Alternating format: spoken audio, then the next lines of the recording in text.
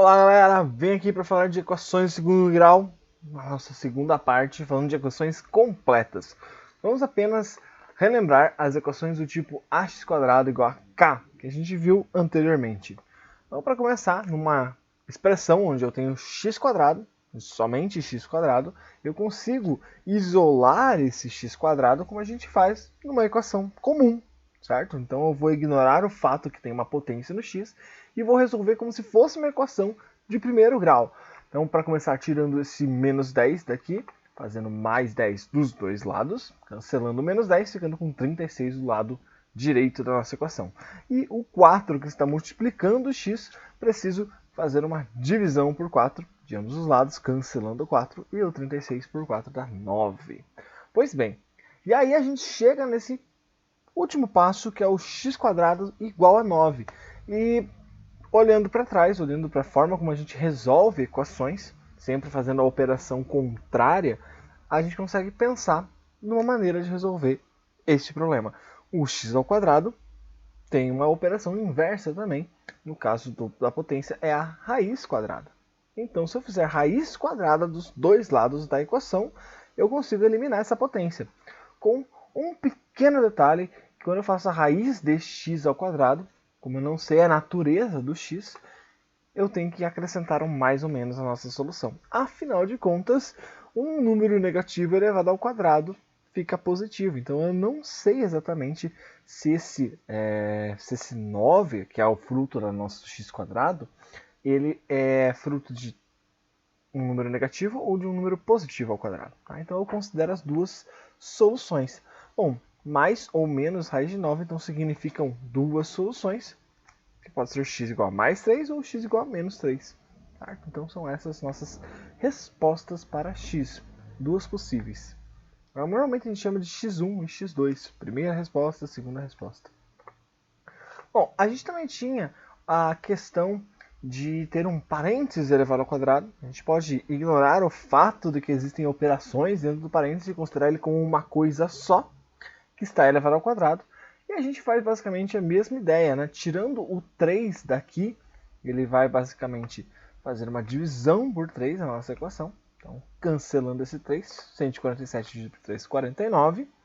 E aí, quando chegamos no parênteses, para tirar o quadrado, fazemos aquela raiz quadrada, nesse caso, do 49. Lembrando do mais ou menos, que é aquilo que a gente já viu, mesma ideia.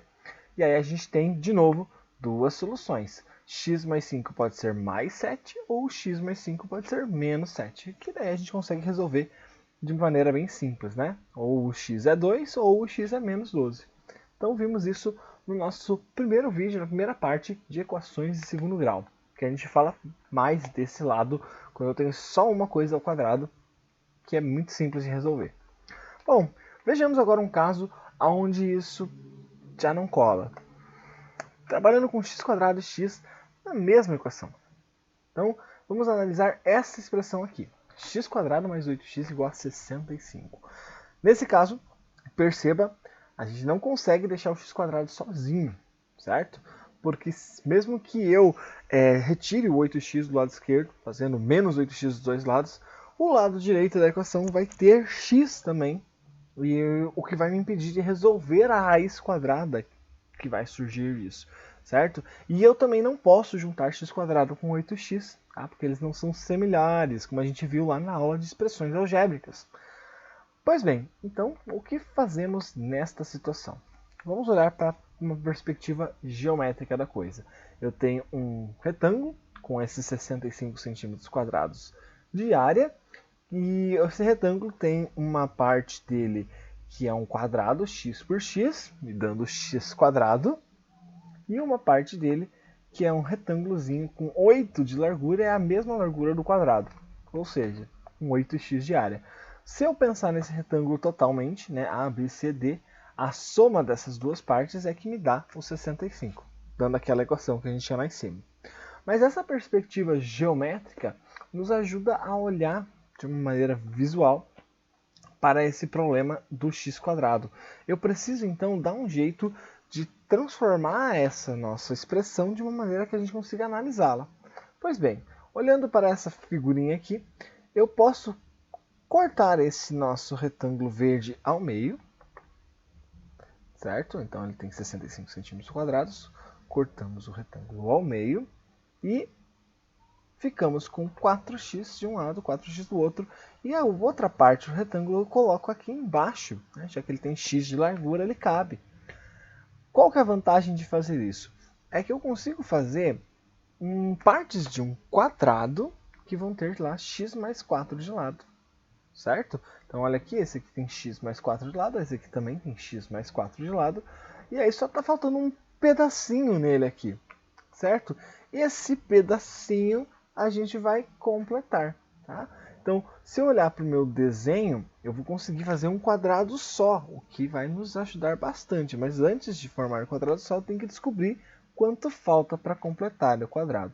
Bom, o 4 aqui me indica que o lado desse quadrado é 4, e o lado desse quadrado também é 4, né? Então, 4 por 4 me dá 16 centímetros quadrados, certo?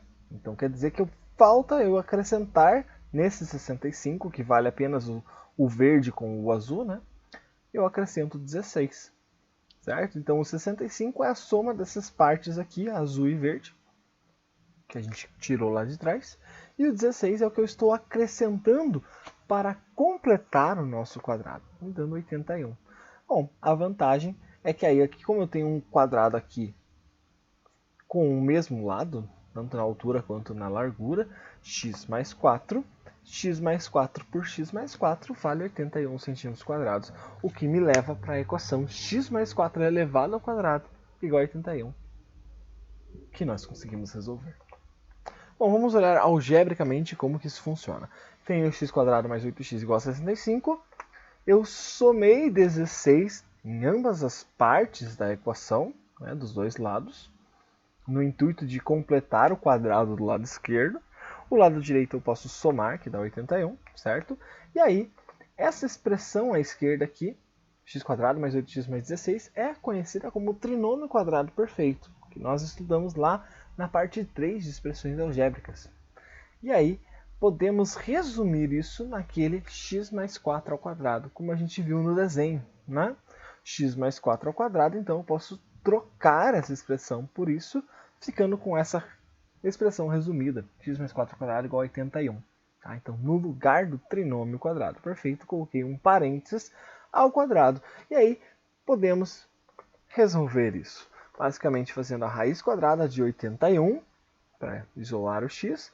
Então, x mais 4 igual a 9. Tirando o 4 daqui, temos menos 4 do outro lado, x igual a 5. Certo? Então, aqui eu tirei a parte negativa, mas basicamente podemos fazer o mesmo processo para x2, né, onde eu teria menos raiz de 81, que é menos 9, e consequentemente menos 13, como a segunda solução desse problema.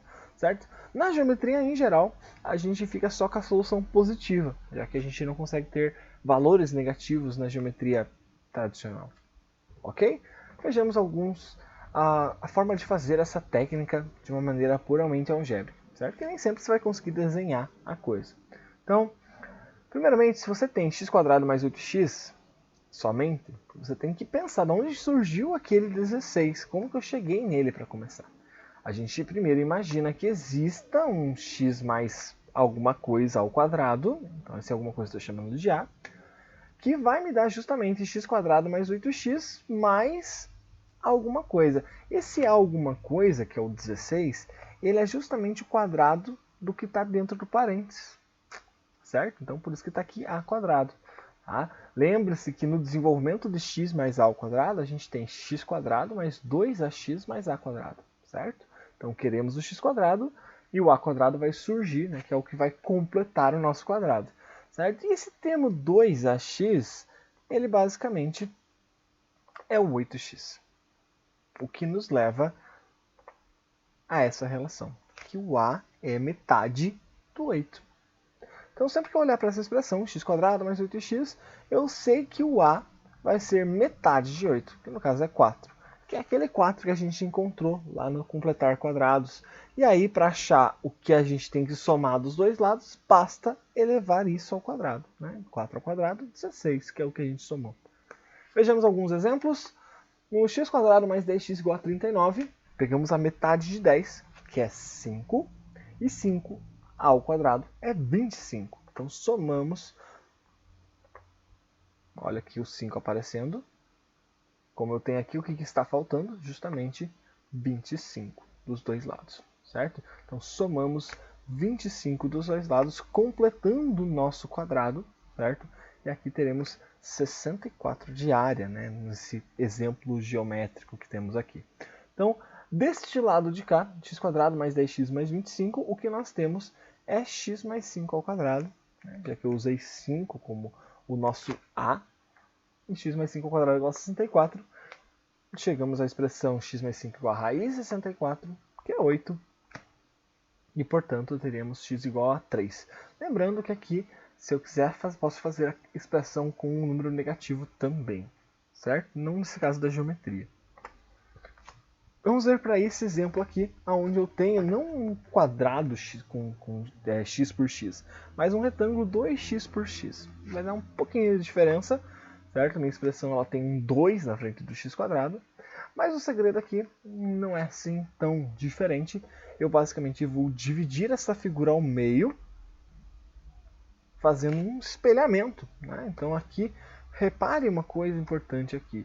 O 2x² é 2x vezes x, e para chegar em 12x, eu precisei fazer 6 vezes esse 2x, certo? Então não vai aparecer 12 aqui na largura. Então quando eu particiono a figura, fica mais fácil de compreender que eu tenho 6x aqui e 6x em cima. Tá? Se eu juntar as duas figuras, eu tenho a expressão ali a seguir. Só que eu não quero trabalhar com as duas expressões ao mesmo tempo. Eu vou olhar só para a forma de baixo, né, o x² mais 6x, e vou trabalhar com ela. O que eu fizer nessa figura de baixo vai refletir na figura de cima, já que elas são um espelho uma da outra. Mas antes da gente partir para isso, vamos pensar na parte algébrica. Como eu vou dividir a figura em duas partes, né, já que eu tenho 2x, eu faço a mesma coisa com a expressão. Eu divido a expressão por 2, incluindo o 182. Já que agora essa área vale para tudo, eu quero só a área de baixo, né? Então a área de baixo é igual à área de cima. Sabemos que temos 91 para baixo e 91 para cima, certo? Então aqui x² com 6x é 91, tá? Metade dessa área que está expressa no desenho. Tudo bem? A partir disso, olhamos para o 6. Então metade de 6 é 3, tá? Que a gente consegue ver no desenho, 3x, né? Aí aqui eu tenho 3x. Para formar um nosso quadrado, 3 elevado ao quadrado é 9. Então esse 9 é o que está faltando para completar esse quadradinho aqui. Então somei 9 de ambos os lados. E aí a gente vai obter basicamente essa parte de baixo do desenho, certo? 91 mais 9 é 100. E a expressão que deu origem a esse trinômio é x mais 3 ao quadrado. Como a gente pode ver aqui, tá? A nossa figura tem 200 centímetros quadrados de área, porque eu tenho 2 desses quadrados. Cada um vale 100. Ok? Aí daqui em diante, fazemos a raiz quadrada de 100, que é 10. Achamos que x mais 3 igual a 10, portanto x igual a 7. Bem simples. Vamos ver alguns exemplos agora, considerando sempre os números negativos também. Olha lá, no x² menos 8x igual a 20. Então, tomamos aqui, não tem problema que é um número negativo, a gente consegue trabalhar da mesma maneira. O 8 dividimos por 2, que dá 4. E aí 4 ao quadrado é 16, que é o que nós temos que somar dos dois lados da equação. Então, mais 16 de um lado, mais 16 do outro. Aí o lado direito vai virar 36, o lado esquerdo vai ter um trinômio quadrado perfeito, que é justamente o trinômio de x menos 4 ao quadrado. Devemos sempre lembrar, né, que no trinômio quadrado o sinal que define o sinal do parênteses é o sinal do termo do meio. Aí tiramos a raiz quadrada de 36, separando as nossas soluções em x menos 4 igual a mais ou menos 6, e portanto x1 é 6 mais 4, que é 10, x2 é menos 6 mais 4, que é menos 2. Então, temos aqui as nossas duas soluções para esta expressão aqui. Ok? E o nosso último exemplo, agora com 3 na frente do x², 3x² mais 36x igual a 135. a primeira coisa que fazemos é eliminar esse 3 daqui do x², porque com ele ali a gente não consegue completar um quadrado, certo? Então, dividimos a nossa expressão por 3. Então, aqui dividindo por 3 fica só x². 36 dividido por 3 é 12. 135 fica 45. Tá? Então, dividimos todos por 3. E agora a gente começa o processo de completar o quadrado. Então, olhamos para o 12x, metade de 12 é 6. E 6 ao quadrado é 36. Certo? Desse modo, do lado esquerdo temos um trinômio quadrado perfeito e do lado direito uma soma que a gente pode realizar. O trinômio aqui, no caso, é x mais 6 ao quadrado e a soma dá 81.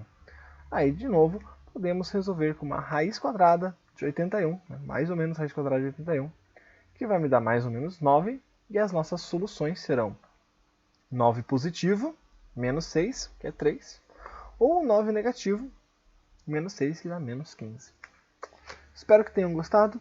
Eu vejo vocês na nossa próxima aula, onde a gente vai falar da fórmula de Bhaskara. Até lá!